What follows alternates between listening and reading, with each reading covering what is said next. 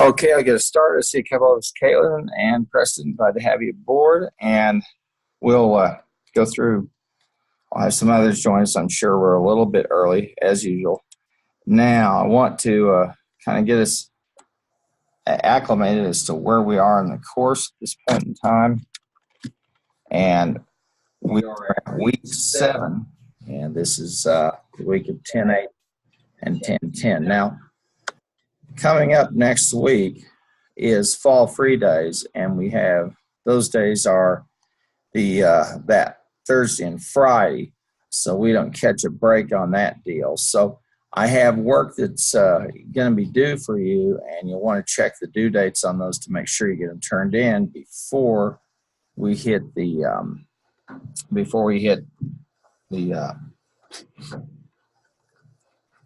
those 2 days off. Now, you'll notice as you look through the different modules, or as you come through them week by week, you're going to see that I've got TED guest speakers, and these links over to some of the TED Talks.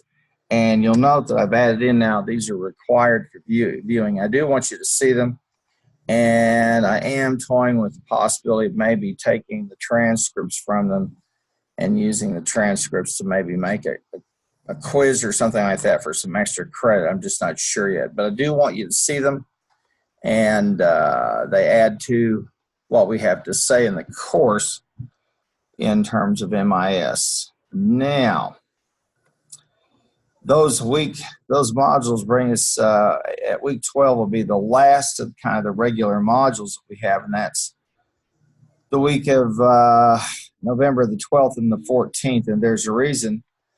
When we get into the week of the 19th and 21st, we're off for Thanksgiving weeks. That's gone. That's done. Then the 26th and the 28th, and you scroll down there, you'll see I have the week of 11, 26, and 28, which is week 14, flex time to work on finals.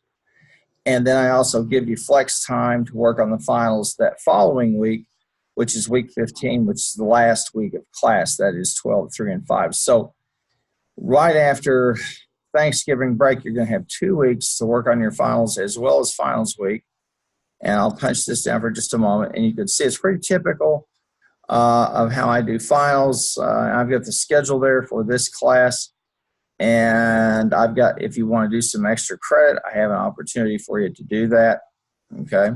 And that extra credit's due at the start of the final exam period. And then I've got a project here for you that's due at the start of the final exam. Same thing here. And then you have a quiz over 14 and a quiz of over 15 that are due at the end of the final exam period. Now, again, I think you'd be smart to get the quizzes out of the way because you can do that. And then I'd start to work on the projects. So that's why I'm giving you those 2 weeks to work on those projects and to work on your files, especially on the projects. So I think you're smart if you can to get ahead to work on, get 14 and 15 out of the way, those 2 chapters, because those are due at the end of the exam period.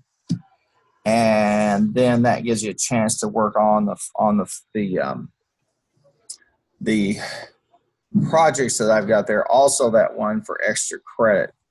And so you'll want to take a look at that. I've got instructions for you and a place to upload it and all that business. So that kind of gives you a sense of where we are in terms of the class at this stage of the game. And again, just kind of a familiar pattern.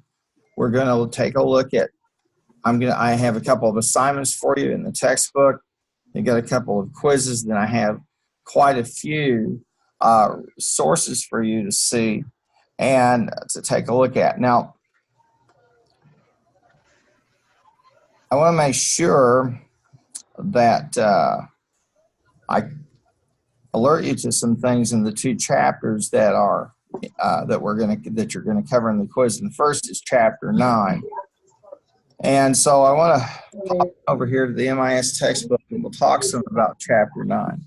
Chapter 9, if I'm not mistaken, talks about enterprise resource, enterprise computing, etc. That's going to be part 3. Anybody's got their microphone on. Okay.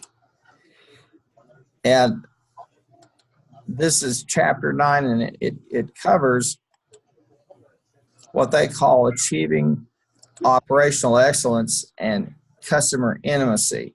Now, There's small ponies. there's some key things here in the learning objective that I think really do set the tone for us in terms of understanding. And what we're doing, You might leave it in that way. more and more to more of a conceptual level as we get through this.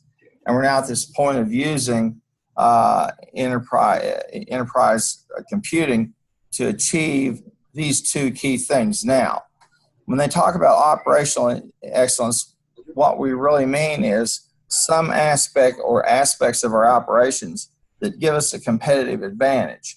Okay, that's important to understand. Again, IT, MIS are decision-centric. They're designed to help us make decisions better. And we can't have we can't have excellence operations without having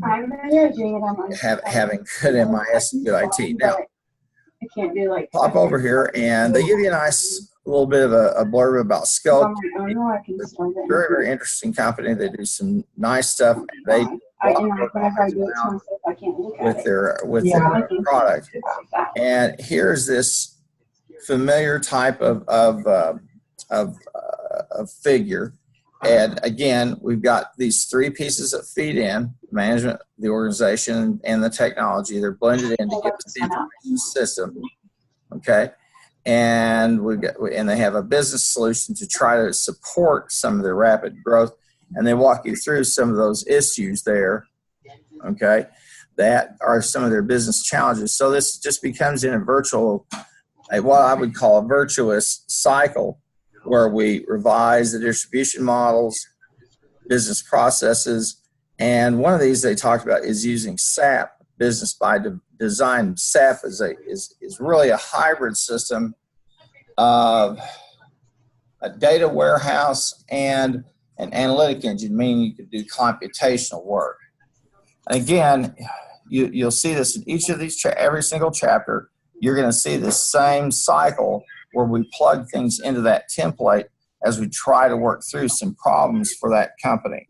Now, the text talks a lot about what enterprise systems are, okay? And what is enterprise computing? Enterprise computing is in the simplest terms is where I pull every single system I've got, every single machine, every device, etc., feeding in ultimately to this one centralized database. Okay? Now, this database provides information for each of these departments. And once you've got that going on, then you've got things like, and you can see what we would call key performance indicators, KPIs, like under human resources, under finance and accounting, under manufacturing and production, and under sales and marketing. And those key performance indicators are those 4 or 5 things I need to know every day about how I'm doing. Now, you will hear a lot about dashboards, okay? And within each of these, or at the top of each of these, this would be you'd have some way to access these data. Maybe it'd probably be in a dashboard format, or you'd see cash on hand. You see what you've got out there in receivables, customer credit, and revenue. Okay, and this is because you're dealing this finance and accounting module or package. What it looks like here. This is the one where I'm very concerned about cash flow, and you have to be. Any company does. You've got to have cash flow, so you're concerned about accounts receivable. Am I getting paid and paid on time? How much customer credit am I extending? Am I extending enough or too little? And we know that how we handle customer credit can really drive a lot of business to us or from us, but then becomes the issue of accounts receivable. Then just simply revenues, what does that look like?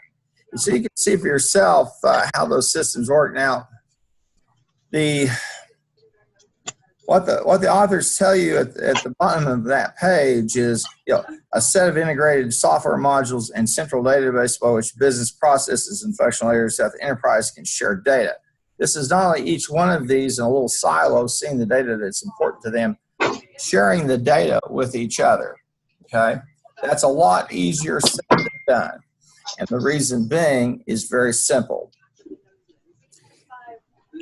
Especially, well, even, it didn't even have to be a large organization. You could take one this size, which we basically would qualify as maybe a small business in terms of the number of employees, the dollar volume you do, etc.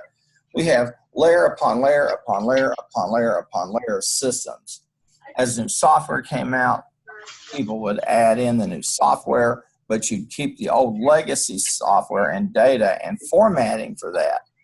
And so when we do enterprise computing or use an enterprise system, we've got to be able to link those things up. And so a lot of the work of that is just simply going down to the layers, and you almost go literally down to the point where somebody was just writing stuff on a piece of paper, or somebody was keeping books in an accounting ledger.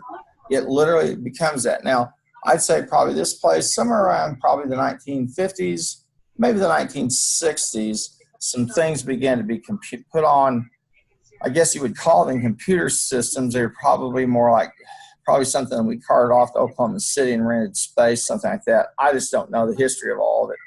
But over time, you just see these layers that build up, and these are the same things in terms of this lab, for example. Some of you've got phones, some of you've got a laptop, some of you are using the towers. We've got all kinds of people connected here, and to harvest that data from all those different input elements is difficult to do. And it's going to be even more difficult because everybody has adopted this BYOD, bring your own device type of approach. So getting everything into that centralized database looks real pretty on a piece of paper. It's a whale of a job out in the real world. And you have to be able to do that. If not, you're going to have some real problems if you have to go back and use historic data, or if you've suddenly changed over from one system to the other. So it's just a matter of working through that layer. Now, luckily for people that deal with this kind of thing, and these are enterprise computing experts, there is software out there now that enables them, like on a drag and drop environment, to link stuff together. And if you've taken data admin or business 1123 with me, where we went into the relationship diagram and we hooked up tables and we connected them, we related one table to the next. The software that's out there now does pretty much the same thing and has the ability to take stuff that's in an old format, an old computing language, and redo it, okay? And you need that information because if you want to have any historic basis for what you've done, you want to be able to pull up stuff that was in COBOL, stuff that was in Fortran, stuff that was in BASIC, stuff that was entered probably in the 60s and 70s. Now you've got to pull that data out and put it somewhere in the cloud in a format where it can be stored more easily, or at least can be used. So that there's software out there that does that, and we don't cover it. Now, I'll have folks who come back. We'll have people who come back who are alumni, and they'll say, why don't you teach enterprise computing? I tell them, well, we could make a degree program if you really want people to go out and know what they're doing, because there's no quick and easy way to get this. You have to understand the systems. You have to understand the business. You have to understand a lot of the history of it. So the textbook gives you some nice, clean, and neat looks at everything. But the truth is, that's the science of it. The art of it is really being able to cobble things together in a way that they make sense. And that's taking stuff that's written in one computer language, an old legacy language, and running it somehow and extracting the data and figuring out what is there, and then translating it into data, say in a spreadsheet, or data that you put into a program on the cloud. That's a huge problem. And it's not going to get any better. If you go out to work and you own your own company, or you work for a fairly large company, you're going to encounter this problem about every 5 years. People will start to say, why aren't we using X, Y, and Z like everybody else is out in the real world? and we're stuck here in the back. We're stuck kind of in the backwaters, and we need to upgrade our systems. Well, when you do, you have to take everything you've got, which people use the term legacy data, and dump it into a new system. And sometimes it works, sometimes it doesn't. That's what that software, the enterprise software, is intended to do. They talk about the business value of those, and they give you some anecdotal information. Also some things in terms of supply chain management.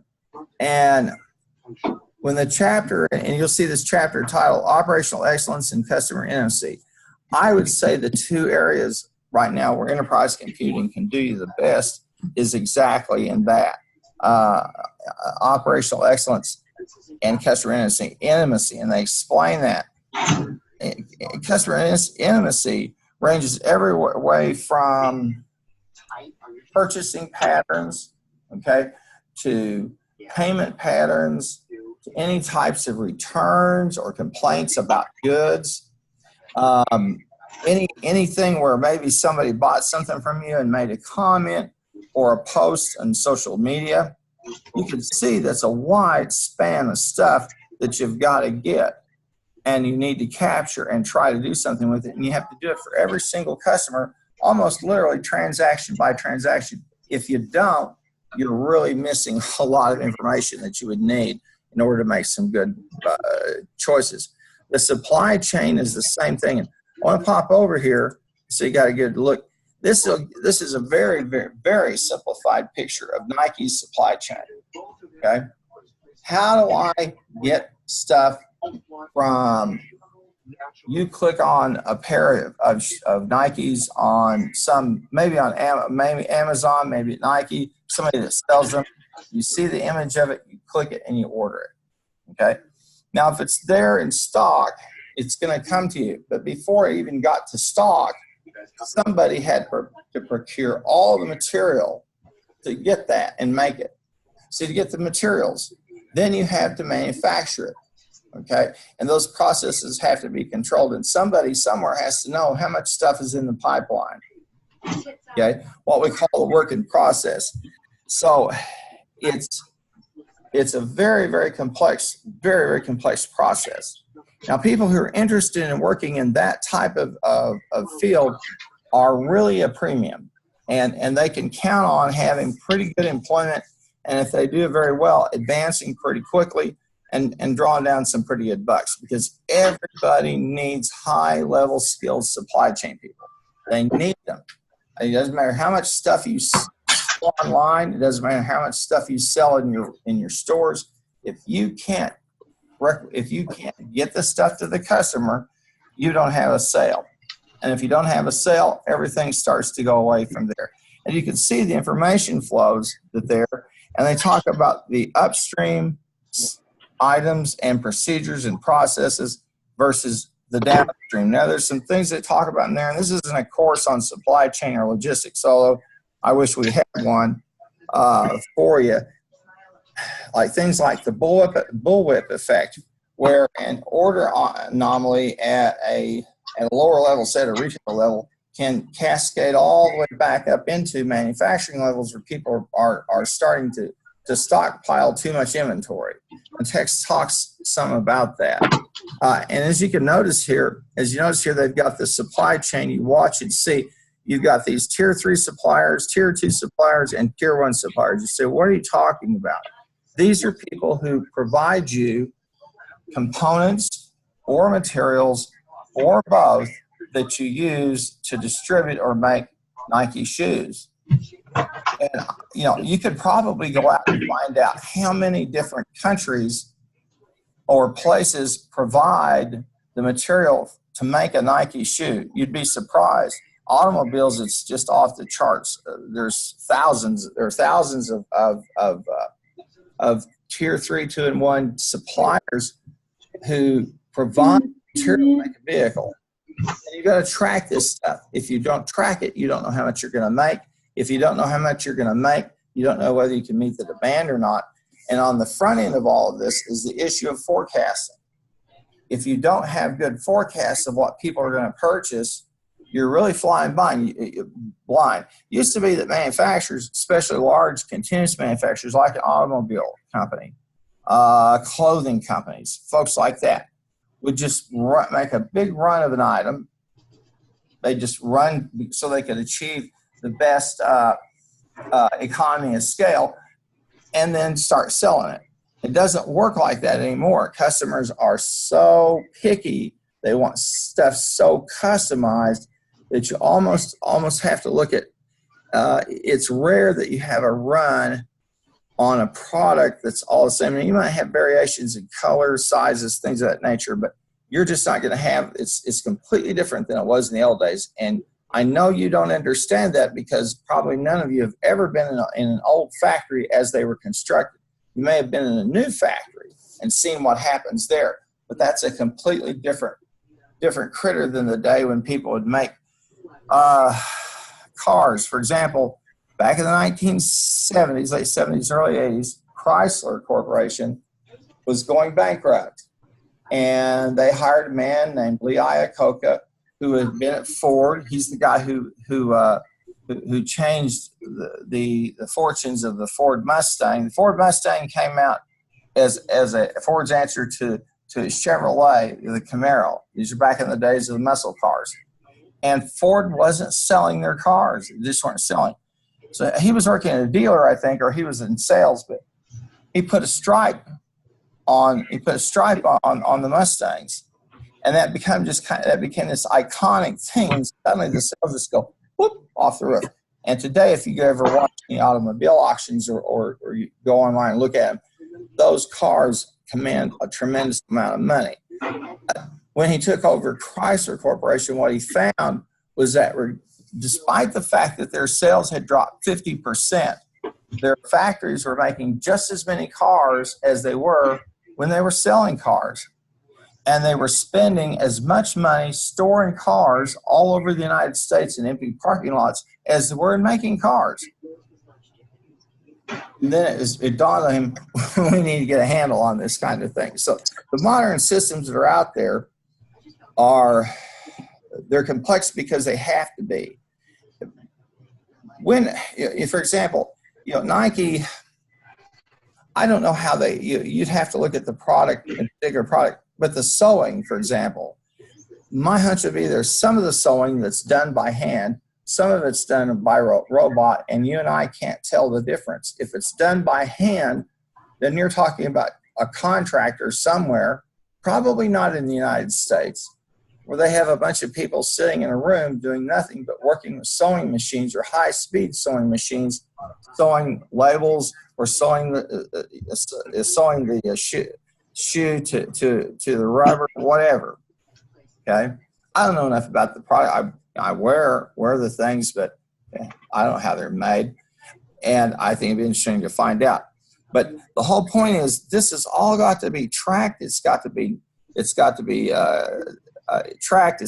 You've got to be able to pull periodic reports, etc., out of the supply chain. The Nike supply chain, again, this is a very, very, very simplified picture of how that all works, because they don't even include in here the transportation network that it takes to get that stuff to you. Okay, you'll hear me say it many, many times.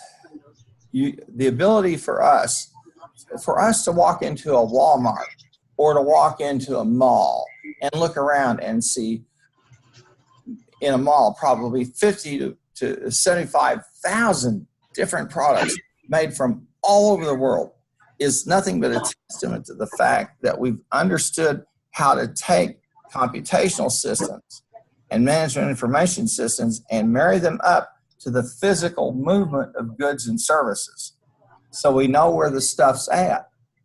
That's and the ability to say, like, for Walmart to do it is incredible. You and I take it for granted, and it looks easy to us, okay? But it's not. The fact they make it look easy says how good they are. Now, the person who used to teach this course, who I thought really taught it the very best, was Miss Turnage. Some of you probably remember her. She worked at Walmart in Bentonville at the headquarters, at the core, ground zero for all this. And if they had a problem, everybody would stay and work till it was solved. You didn't go home. They have an incredible supply chain group, and they have incredible enterprise computers. And so this whole thing is stepping back and looking at how do I get it from point A to B? How do I get money flowing back upstream, etc. And this again is just this is such an oversimplification that I've added some resources in for you to see. Okay, you need to be able to handle this stuff and know where it is. And so that's just a piece of it. And they talk about the supply chain, which is a good example. Now, you may have heard me talk about this before, but when Steve Jobs went back to Apple, when he was first there, his big thing was product design. And then when he returned, when they were about to go bankrupt, he became probably this is how much of a genius he was. He probably became the world's top expert in supply chain and logistics, because he understood that if he makes a bunch of these products and I can't get them to people on time, I'm dead in the water. I don't have anything. And he knew with like the iPhone, when the first iPhones came out, they knew they had a huge problem on their hands, because if they underproduced, they're going to have a lot of unhappy people. And every one of their products, they find those processes. Now, there have been some negative things that have been said about some. There's a plant in China, which is the largest manufacturing facility in the world we've ever seen, really in history. And a lot of comments, a lot of problems there. That place is literally, it's a city. It's just a gigantic city where people go in and they make stuff in that manufacturing environment. Then it has to be sent and shipped and all that stuff. To be able to have the ability to take this supply chain, for example, if I have some enterprise computing software, I have to have a sense of how well my contractors, okay, or my suppliers are doing. Are they behind? Do they have enough stuff? Because this is all predicated on, basically it's all a chain. And if there's a weak link in the chain, bad things start to happen. I lose money. I overproduce, underproduce, stuff gets lost. It's amazing to me how well they do it.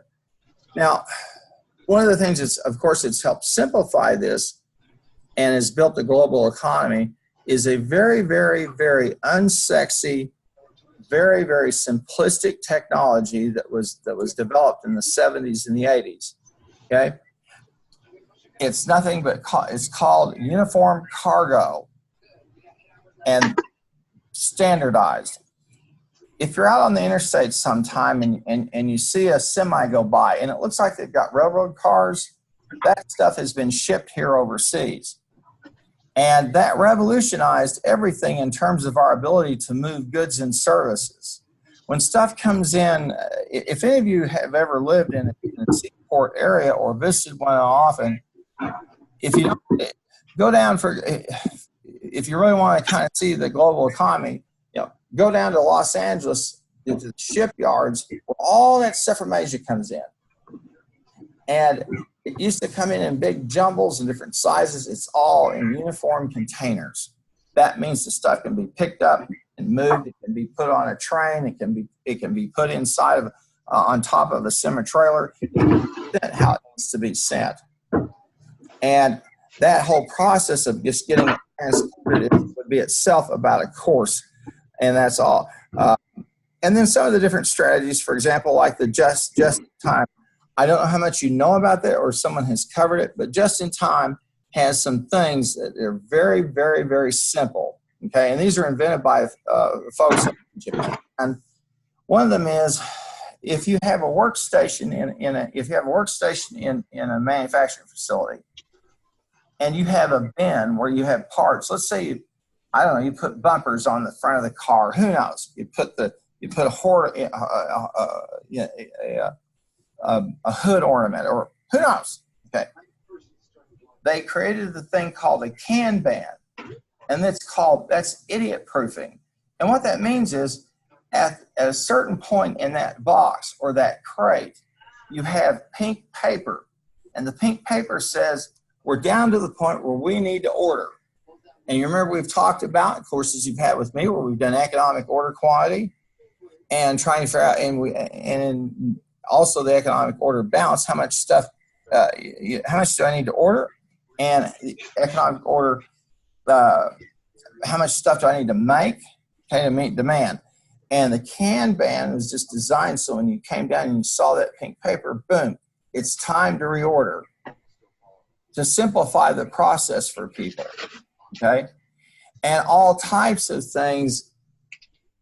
And one of the things in that plant that was made famous was this: every single employee team, and their workstations were teams, okay, had the ability to shut down the entire line if they found a defect.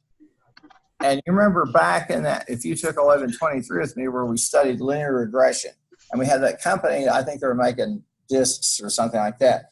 But the more they made, the more defective, the higher defective percentage, and the more junk they were sending out the door. Well, at that company, they had the ability, boom, to stop it. And you need to have an enterprise computing solution that says, okay, if we're going to do that and we're going to stop the line, we need to make sure that we understand how to do that so it's a soft landing. Because if you don't do that in terms of a soft landing, then you have stuff piling up all through the system. You have stuff waiting to be put on the airplane. And so if you've got stuff you're going to send via airplane, and you call the airline, whoever's carrying it for you, maybe you're using FedEx, and you call them and say that order, let it sit.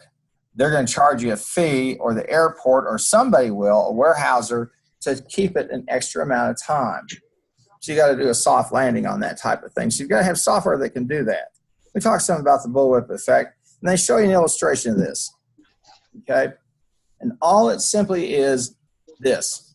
When there's an anomaly downstream, okay, in terms of purchasing, there tends to be a backlash, and that's why we talk about the bullwhip, because imagine you have the whip right here, and then that goes up. And what will happen is people will misinterpret what happened at the retail level.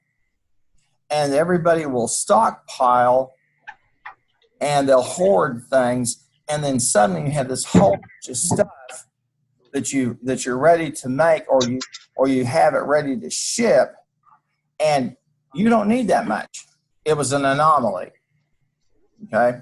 That's why they call it the bullwhip effect, and it can be very, very expensive and costly for people. So they show you a nice illustration of what they're talking about there in terms of that issue. And you've got to be able to know exactly what's going on down at the retail level. They need to have that. And so as sales get rung up, just think about all over the world, everywhere, even right now, how many people are buying Nike shoes? Can you tell me? You probably could go on Google and find out. Just for kicks, let's do that. Open up a new tab in your browser, and I'm just going to see how many Nikes are sold per hour.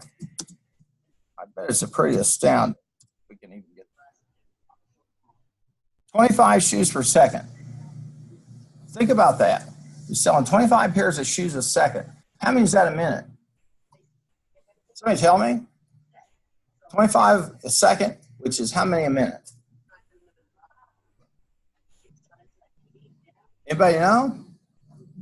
1,500 a minute, which is how many an hour? And that's how many a day? You see? That's an enormous amount of product. And if you had if that product has 6 components,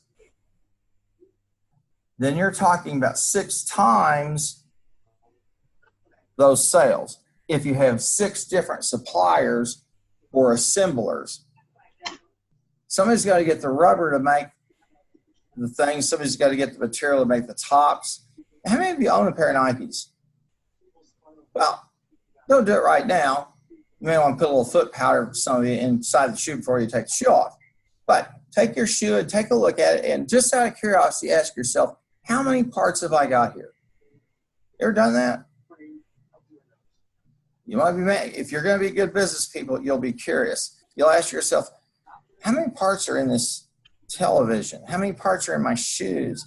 Why? Because it gets you thinking at an enterprise level and the scale with which these products have to be cranked out. Now, this stuff's 25 a second is an unbelievable amount of shoes. So I thought I'd help you put that into perspective. If you want to look at something else, maybe a more higher end good, maybe more difficult, let's do this. New cars sold per minute.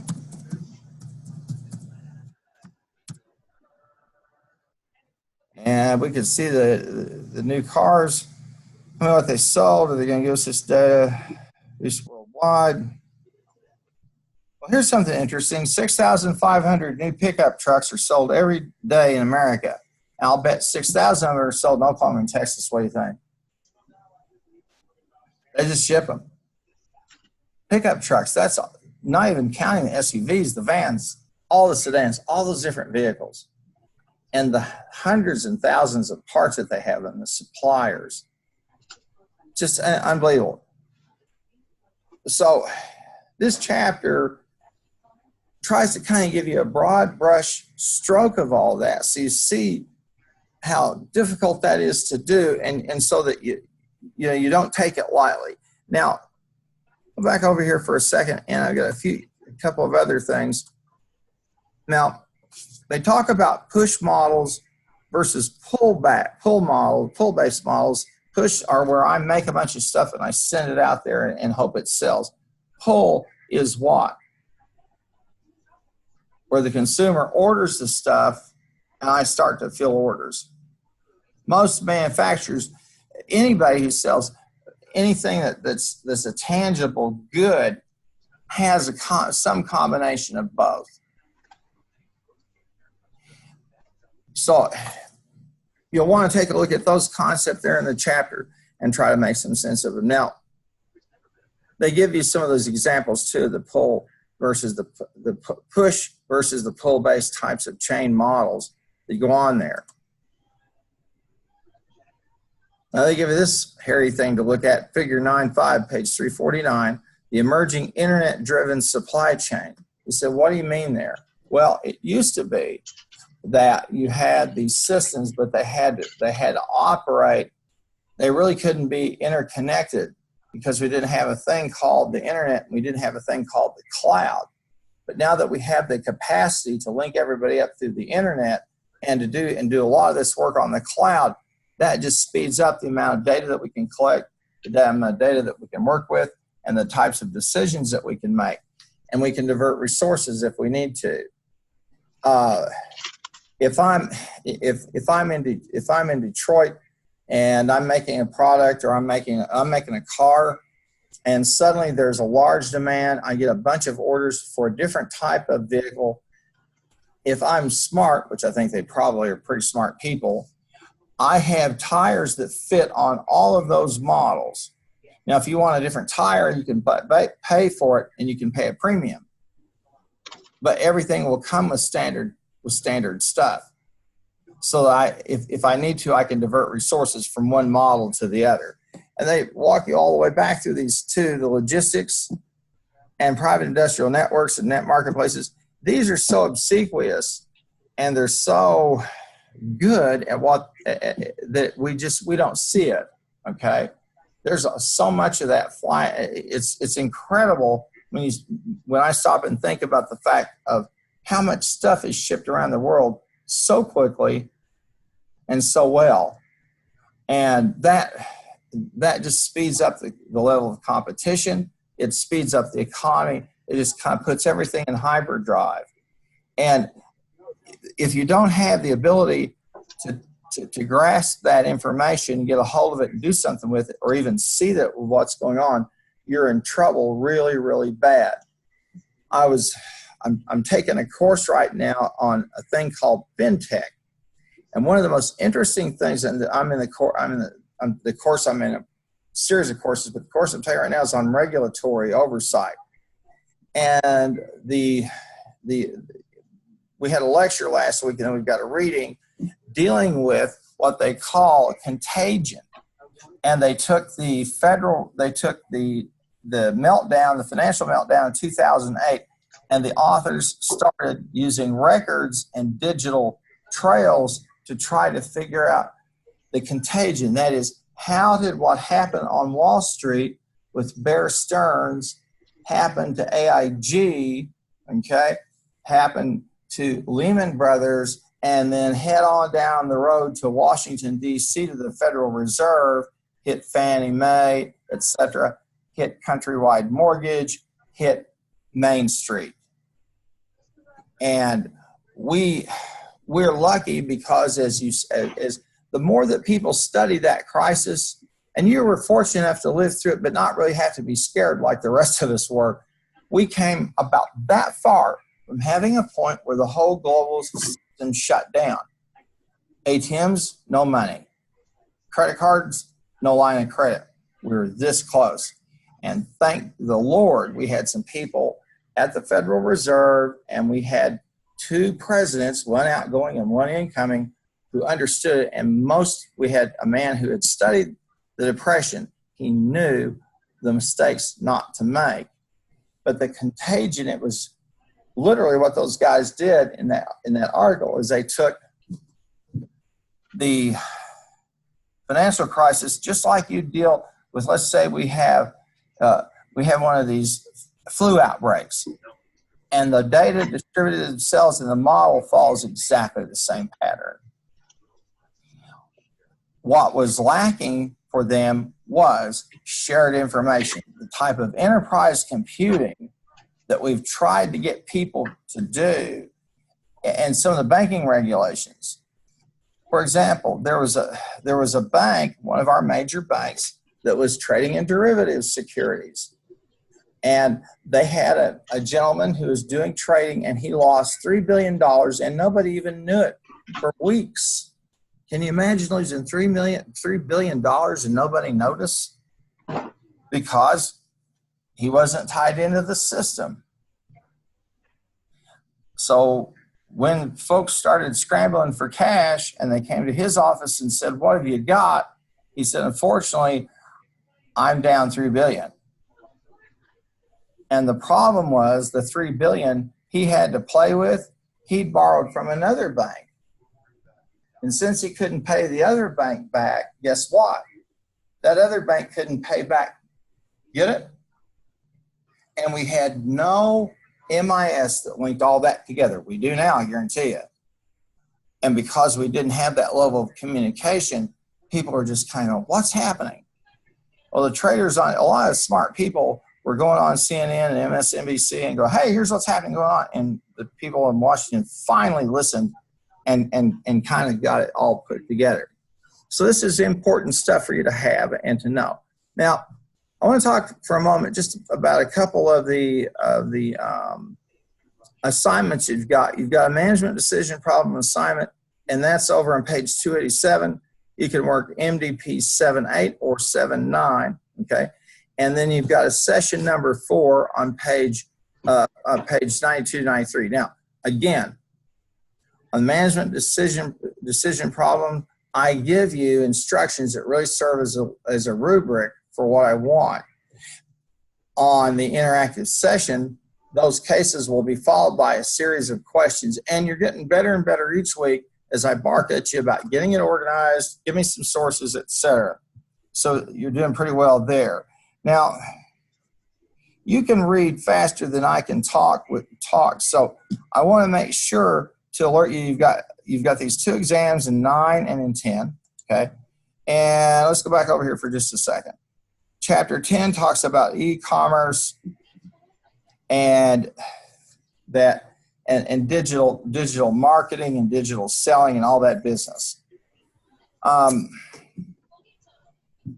When people talk, and I'll just say real quickly, when people talk about electronic commerce, you and I have a picture of, I go to Amazon and buy stuff.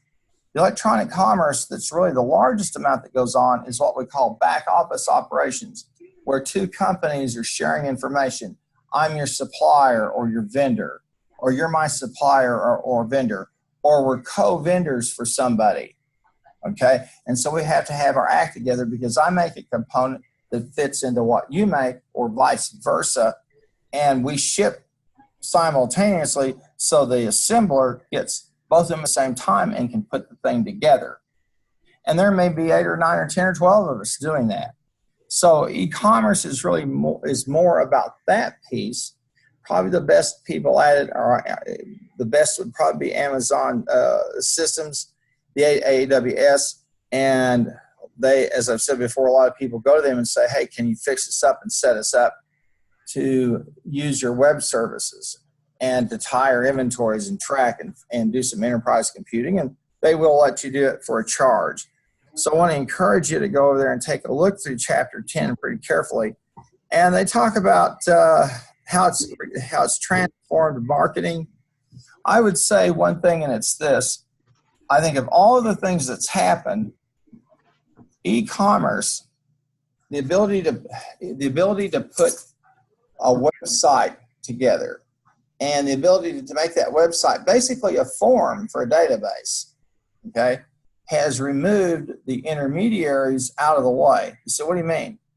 What it lets me do is, if you go online, for example, and you buy stuff from Amazon, you're not dealing with the companies that contract with Amazon. You're dealing with Amazon, and they've gotten rid of that intermediary.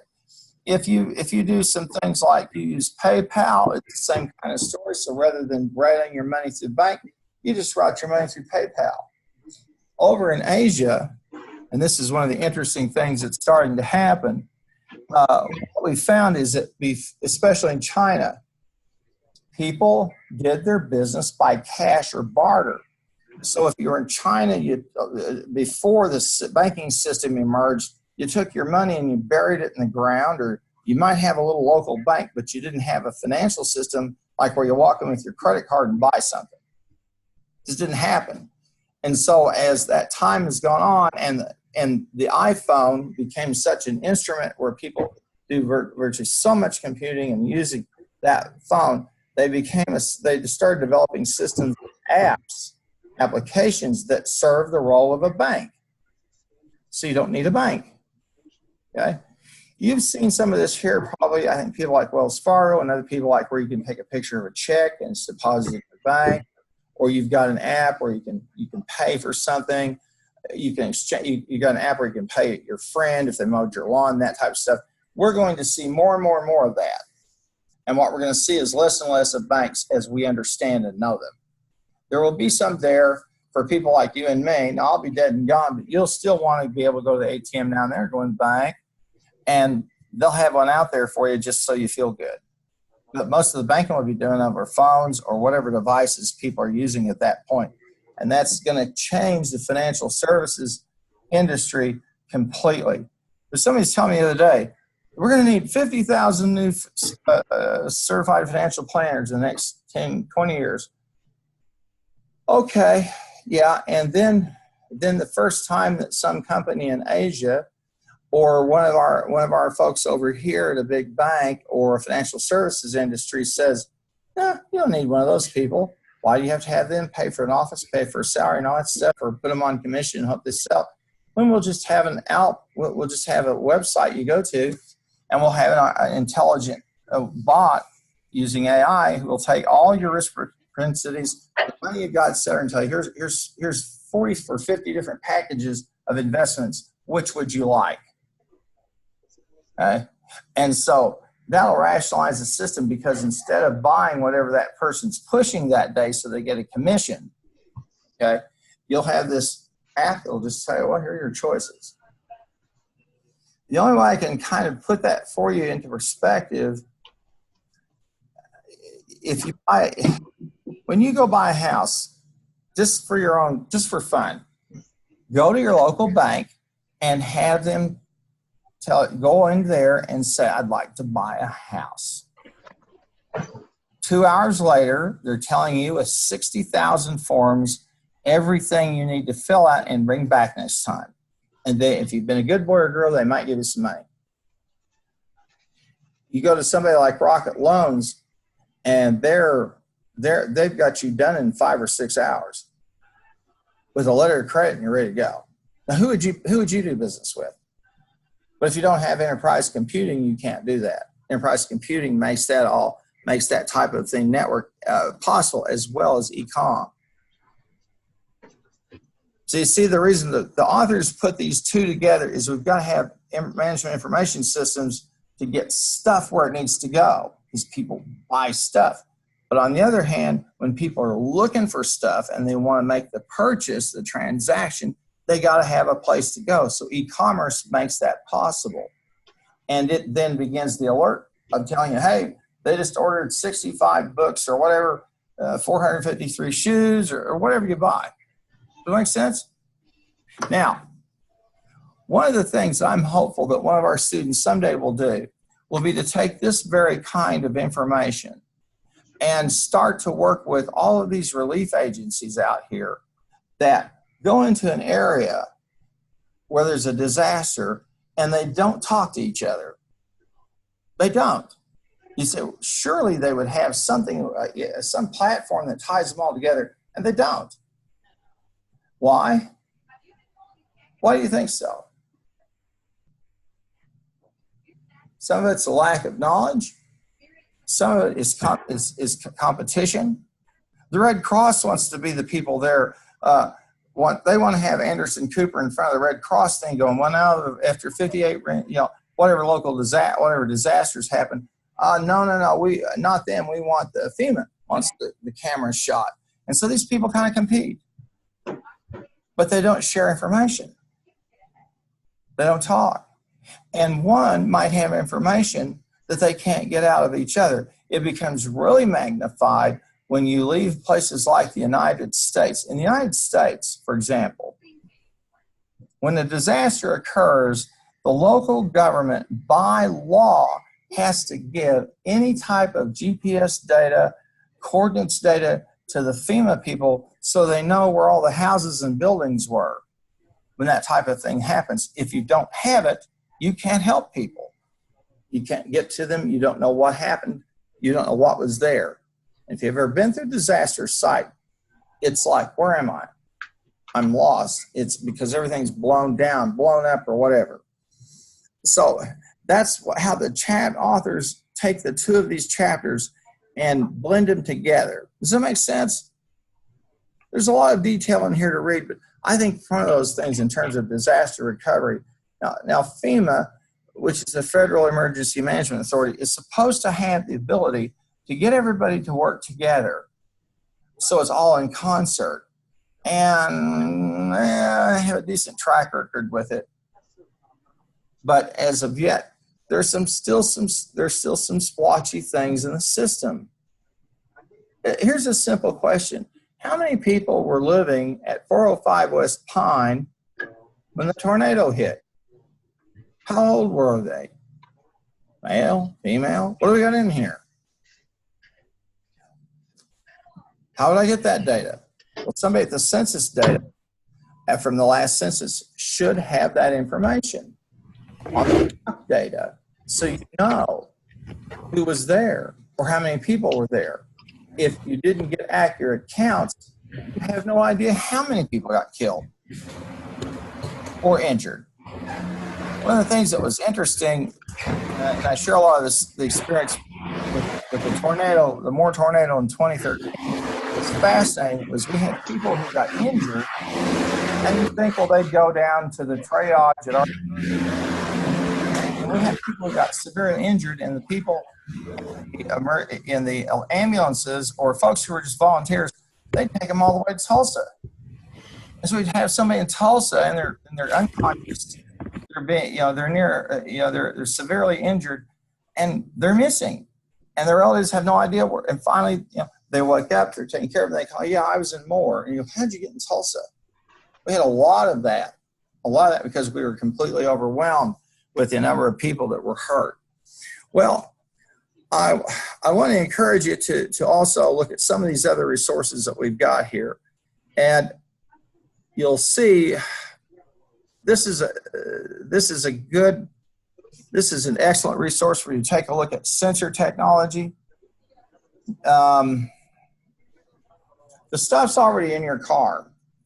All the people have to do at the automotive company is flip the switch, and it will start reporting every single thing you did, when you did it, how you drove the car, etc. Road conditions, where you were. As I've told you before, you will get an insurance bill tailored on your driving. Won't that be nice?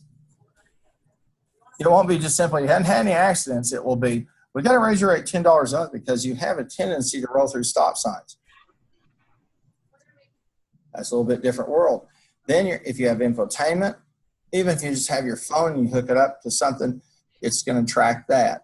The sensor data is, well, they've already flipped the switch. They're probably just waiting for the permission from the government to say, and they are all the automobile manufacturers, can we start funneling this stuff off to all the insurance companies? Why? So they can track your driving, how you drove, when you drove, were you out on roads, speeding, all that's going to be in there. There will be no secrets for you and I when we drive it. By the time you're my age, insurance will be a completely tailored product, just like clothes can be tailored to now. It'll be the same type of thing.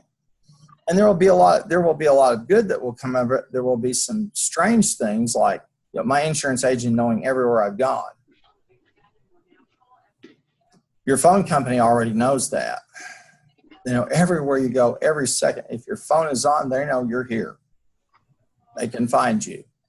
And when you signed your contract to get the phone, you told them, yes, I understand you can get all this data and sell it and use it, etc. So there's some interesting stuff there about sensor technology. And one of the interesting things, one of the good things I like about this technology, in high-end vehicles now, the high-end vehicles, I'm talking Jaguars, Land Rovers, Peugeots, any high-end vehicle, they have sensor technologies that will adapt the vehicle to your driving and the road condition. In other words, the vehicle is smarter and a better driver than you. The vehicle, because people buy a Jaguar and say, I'm going to run the expressway and see if I can do 170. The vehicle will take care of you. It already does that to a certain extent. If you've ever stood on the side of a highway or an interstate or on a busy highway, and you really got a sense of the physicality of how fast this stuff's moving and people darting in and out of lanes, you'd understand why the people in Detroit and wherever else they make automobiles have put suspension systems, steering systems, etc., in to dumb it all down so you and I don't kill each other. And now they have this driver-assisted technology. Anybody got one of those? Where it'll give you a bump on the fanny if you get over in the line, or if you take your hands off the car, off the wheel for even a second, the car starts screaming at you. I've got one of those. I take my hands off and it starts going, hands on wheels. If I mess around too much, the infotainment thing will pop it and go, you really shouldn't be doing this while you're driving, fool. Okay, I obey. Or then it'll give me a little, if I'm drifting over here, boom, and it'll give me a little image on the side of the mirror. So if someone's is close, it'll tell me who's behind me. Are they too close? And my favorite is when I go through a speed zone. If I'm speeding, which I like to do, I'll get a little red thing and go, you're speeding. You're speeding. Here's the speed limit. Very precise. Incredible stuff. And again, the car that you own in the future will be so completely different you won't know. Here's some stuff on tracking. You've probably done some of that. Tracking UPS, FedEx. This is an interesting link here, and it's called Climate Field View. And we'll go over here and take a look at it for just a second. Now, if you think people who farm for a living are stupid, you're out of touch because they're not. Farming is an exceptionally risky enterprise. It's usually practiced on a scale. The small family farms are pretty much gone if you don't have, my cousins up in Iowa had about 150,000 acres and they couldn't make a go of it. And they couldn't even though they'd have record crops. The reason was they had to buy a combine or a tractor. How much do you think they would want for a combine down at John Deere, local John Deere in Iowa there? 95,000, yeah. If you get the full tricked out thing, you're talking 150 grand. And you got to sell a lot of corn to make 150 grand. A lot of stuff. Some of that stuff goes into the millions of dollars in terms of the equipment. I think when they sold out to ConAgra, they said they had about $6 million worth of debt sitting there staring them in the face. This is equipment they had to have. And not even counting all the environmental regulations that they had to follow, et cetera. So ConAgra said, we'll make a deal you can't refuse. My cousins sold out. And now it's like I talked to one last week. He said, the closest I get to near corn is at the store. And my family had their land. My grandma had her land well over 150 years. And 640 at a certain point in acres was not enough. Well, this is an interesting resource for you to take a look at. And I hope you would, because it will show you they've got their own platform. And now with the advent of things like drones or sensors that they place in the ground as they're growing crops or attached to crops, agriculture is going to become more and more productive. The most, aside from computers, the most productive industry in the world is agriculture. Nobody produces as much stuff as well as they do. And when you think about it, they're going, yeah, there's always bread at the store. There's always milk. There's always hamburger. There's always canned goods of vegetables. Yeah, they must be pretty good at what they do. And the fact that we have diabetes is now is the fastest growing disease in all of the world, because we have all these people who are coming into the middle class, okay, who did very well, and now suddenly they've got excess money, they've got disposable income, and they want to go eat fast food, or they want to eat more food than they've had before. They want to travel the United States and eat or whatever. So we've got worldwide diabetes is now in a worldwide epidemic stage. Welcome to the club. There's some other resources there for you that I would want you to take a look at. And again, these are for your benefit, for you to see some practical application of these. There's an internet speed test, rush hour in the skies. It'd be interesting to take a look and see how many airplanes are in the sky right now. You ever thought about that?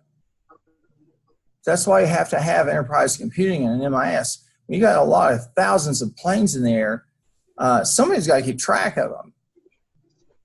If you don't, it's going to be a bad day at whatever airport or airports they're headed to. These are things that we've gotten accomplished as human beings because God gave us the tools to do them. He gave us a mind. He gave us some thoughts and ability to do these types of things. And so we can take airplanes and transport people all over the world. And most of the time, if there's a crash, rarely is it two planes hitting each other. We've figured that out. Now it's typically somebody in the cockpit read something wrong, or there was a defective part or something of that nature. The redundancies didn't work. But you want to take a look at that. The same thing in terms of marine shipping. 90% of everything made is shipped by water at one point or the other.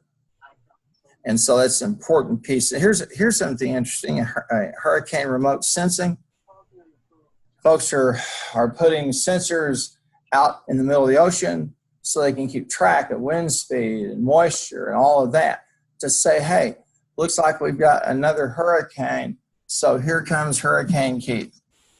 and there's a tropical storm and we see a disturbance and we start to see to build it so we can start to get ready to deal with it one way or the other. Some really good resources here that that you'll want to take a look at. And I think some of the more interesting to me, and I won't elaborate on too much, is because I've got some speaker things here I want you to take a look at, is the battle that's going on because of internet streaming. Okay? Now with high-speed internet and with the ability to stream, and with you folks having all these different types of devices, phones, etc., that's really just changed. How many of you have been to the Metroplex lately? Movie? Past month? Anybody go this year at all? How much did you spend? $8? So I mean, how much does that? Did you get a concession thing too? No, you just because the concession was another 10, right? If you take a family out to a movie today, you're probably talking $100. So people said, forget it. I'll sit at home and watch Hulu or Amazon or whatever streaming service is there. And this technology has really changed the entertainment business. And it's not just because they can stream. If I had been able to pick up a phone and look at any movie, and I know probably some of you, Lord knows what you watch, to watch about any movie I wanted to watch, I'd have thought I'd died and gone to heaven. Because the way I did was first I had to go to mom and dad and show them the newspaper. If it said PG-13, it's a goner. Mom and dad said, no PG-13 for you. Okay? Today, you just hop on your device and you stream it. But the streaming is doing something far more important than just simply allowing people to look at stuff, to watch movies, listen to music, etc. It's also letting marketers build a profile. Because once you have a digital trail that shows what you're watching, when you're watching, and how often, then there's some big data that's been created. And somebody knows your preferences and can know how to guide things to you. It never ceases to amaze me that when I go out on the internet and I do a search for a product, 2 days later, every banner ad is about that product. And then it really floors me when I turn on my cable TV and I see advertisements about that product. There's not a coincidence there. If you're a marketer, this is really in many ways the golden age of marketing. Well, folks, thank you. I started a little bit early. I've got some TED guest speakers for you to take a look at. Please take a look at them. And thank you for being here. Let me stop for a minute. Any questions? Anybody has questions? Okay. Don't miss some of these resources here. Please don't. And don't miss some of these TED speakers. And if you want to speed the process up, the TED, all of those have a transcript.